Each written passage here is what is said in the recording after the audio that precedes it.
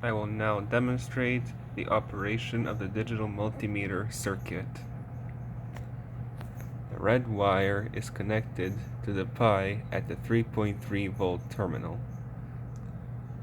The current then passes through this 1 kilo ohm resistor. This yellow wire here, then, which is connected to the ADC0 slot, reads the voltage at this point. We then have two loose yellow wires. This one will be connected to one side of a resistor, and this one to the other side. Current will pass through this resistor, exit through this wire, and return through the ground terminal.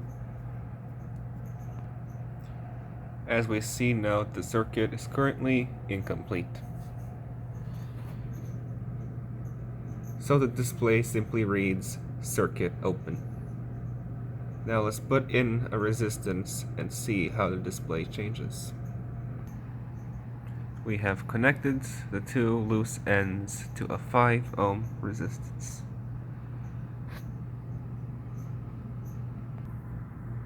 It is now connected to the 5 ohm resistor, and we are measuring roughly 6.15 ohms within reasonable agreement.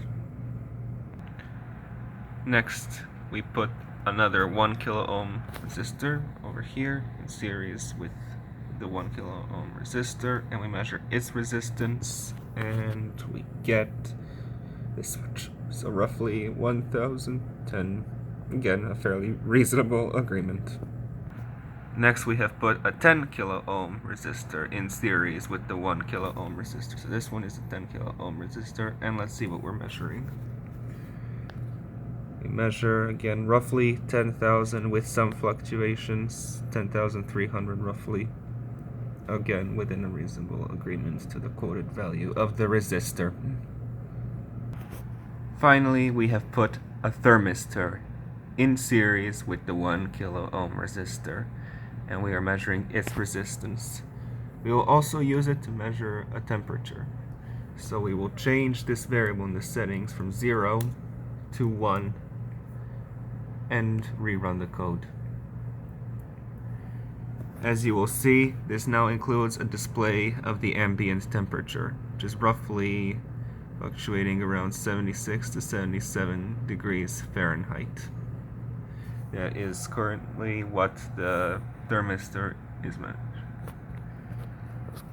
Now, I will hold it for roughly 30 seconds and see how the reading changes.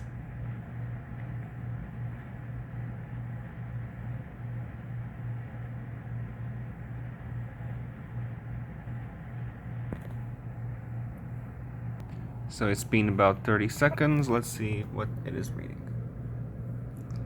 As we see, we've got about 30 point something degrees. A bit lower than the expected 33, but still within reasonable agreement. It may be due to the fact that my hands are a bit cold at the time of filming. Otherwise, it seems to work fairly well. And there you have it. This concludes the demonstration of the digital multimeter circuit.